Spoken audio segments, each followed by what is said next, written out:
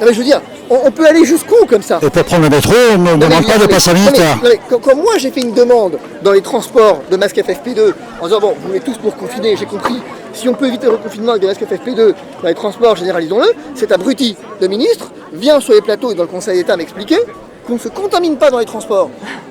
Et aujourd'hui, il impose un pass sanitaire dans les transports. Mais on est devenu dingue. Non, mais ce qui est beaucoup plus inquiétant, si vous voulez, encore sur le plan, j'ai envie de dire anthropologique, c'est qu'en fait, contrairement à ce qu'on peut penser, oui, on est minoritaire.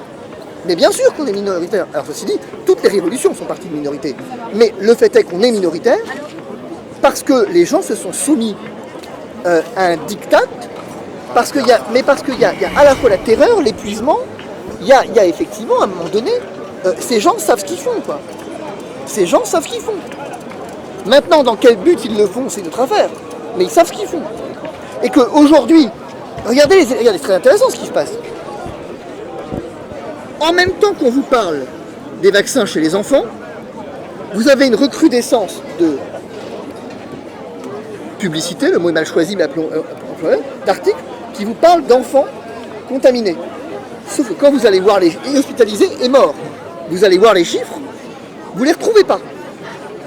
Moi je veux bien, je ne dis pas que ce n'est pas le cas. Mais je dis comment j'explique que, alors si des enfants sont contaminés par le Covid hospitalisés, ils ne sont pas dans les chiffres officiels. Comment les journaux, sur quoi s'appuient-ils? On m'a balancé quand même des chiffres pour le variant brésilien en me disant que les jeunes mouraient au Brésil et que donc effectivement il fallait absolument vacciner les jeunes au niveau d'urgence. Ça ne se retrouvait pas dans les chiffres officiels que j'avais. On a chez nous une équipe internationale, on a des collaborateurs qui sont brésiliens, on n'avait pas les chiffres. Ensuite, le pire de l'histoire, c'est qu'ils avaient raison. Parce qu'une étude postérieure est sortie et a montré qu'en effet, les jeunes brésiliens étaient touchés par le variant dit brésilien. Mais pourquoi? Et quels jeunes? Les jeunes des quartiers défavorisés, qu'on n'a même pas emmenés à l'hôpital et qu'on ne soignait pas quand effectivement ils avaient une forme potentiellement grave, on les a laissés mourir chez eux sans même qu'ils aient accès au système de soins. Et dans ce cas-là, tout le monde meurt. Mais donc on fausse les chiffres en faisant ça. Mais, on fausse l'information. Mais bien sûr. C'est-à-dire qu'en fait, si vous voulez, aujourd'hui, vous avez quand même un truc extraordinaire, c'est que la France est le seul pays au monde où vous n'avez des réanimations que de personnes non vaccinées. C'est quand même extraordinaire ce truc. Il y en a un qui me prend pour un con là. Ou c'est Israël qui me prend pour un con, ou c'est l'Angleterre, ou c'est la France. Mais mon choix est fait. Mais il y en a forcément un qui me prend pour un con dans l'histoire. Parce que comment j'explique qu'on est le seul pays? Et voilà. Vous regardez les chiffres sur les fausses couches en vous disant le vaccin est parfaitement sûr chez les femmes enceintes, publié au New England. Vous vous apercevez que les chiffres ont été bidonnés. Qu'ils ont mêlé deuxième trimestre, troisième trimestre. Non mais bon, ça suffit quoi à un moment donné. C'est-à-dire, si vous voulez, dans cette crise, on a face à Martinique. Martinique, c'est de la faute des non-vaccinés. Mais vous arrêtez 5 minutes là. En Martinique, c'est de la faute au fait qu'on n'a pas d'oxygène. Les DOM ont été le parent pauvre de la politique de santé depuis 20 ans. Il faut reprendre ce que j'écrivais il y a déjà 5 ou 6 ans sur la question. Si vous voulez, ce qui est quand même très étonnant dans cette crise, c'est que tous les mecs qui globalement savent comment ça se gère, en tout cas à peu près, qui savent effectivement ce qu'il faut faire, qui tirent, eh ben, on les entend pas. Raoult, on est en train de le virer. Perron, on est en train de le virer. Et on écoute le conseil scientifique anglais qui est quand même... Bon, le directeur de la campagne de vaccination d'Oxford, qui est à l'origine de la campagne AstraZeneca, vous a dit que vacciner les enfants était une erreur. Pourquoi on ne l'écoute pas?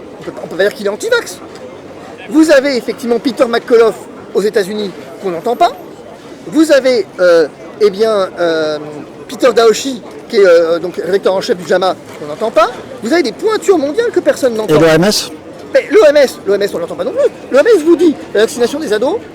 Alors l'OMS se plante parce qu'il dit faut pas vacciner les ados, faut envoyer les doses en Afrique. Moi je dis si les doses on les perd en route, c'est pas plus mal. Non mais regardez, l'Afrique c'est intéressant. On veut vacciner l'Afrique. Mais qui? Pourquoi?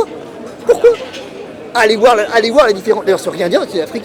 Enfin, ça aussi, on vaccine l'Afrique. On a découvert que l'Afrique était un continent, tiens. On vaccine l'Afrique comme si c'était un pays. Ça ne veut rien dire l'Afrique. L'Afrique du Sud a effectivement flambé. Le Sénégal a flambé. Oh là là, le Sénégal a flambé.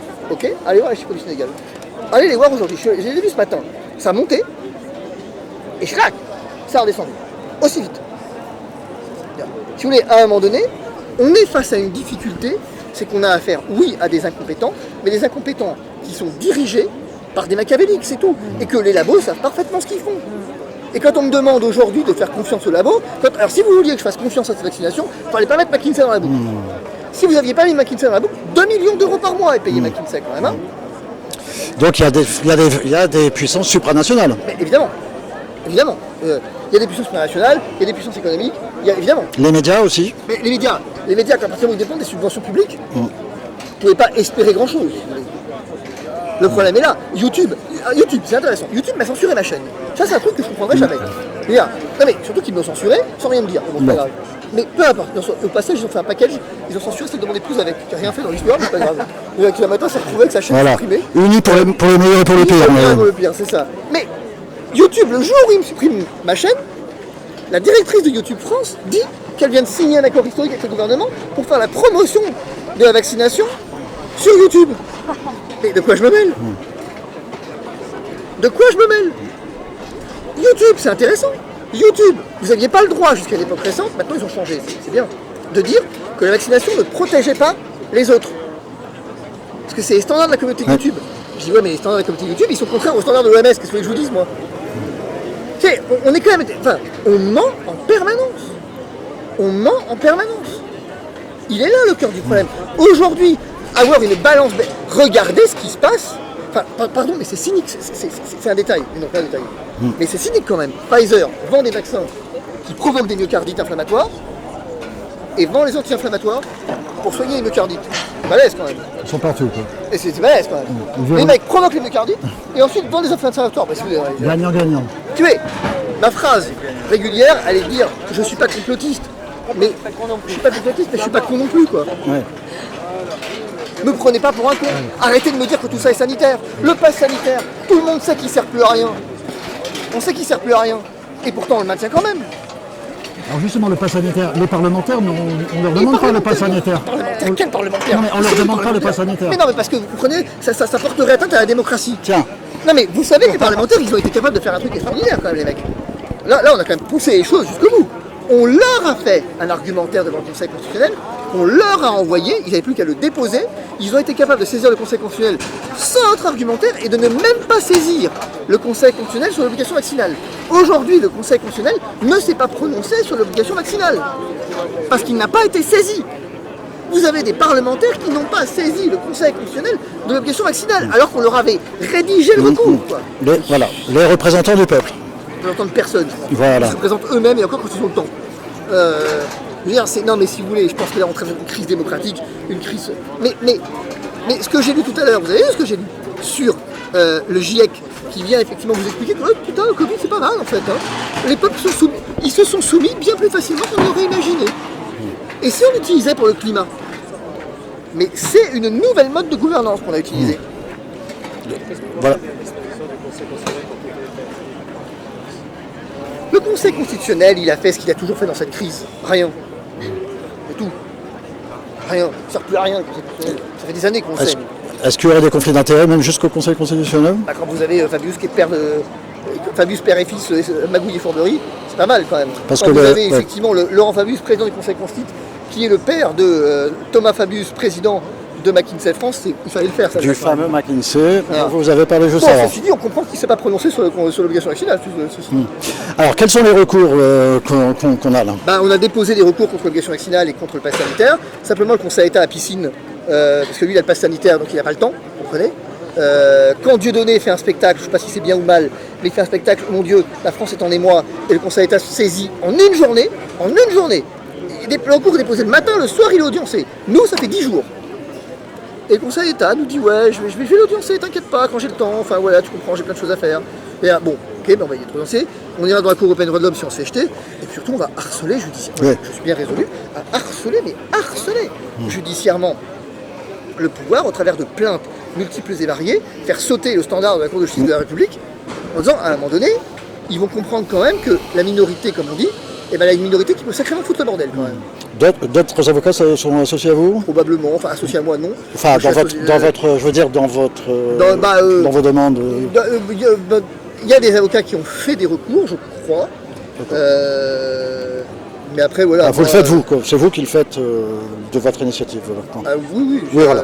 Moi j'ai un cabinet où on est. Enfin, moi j'ai le prix. Enfin, tu vois, cette crise, elle a un avantage quelque part. C'est qu'en fait, Moi j'ai un cabinet sur Washington, Rome et Paris.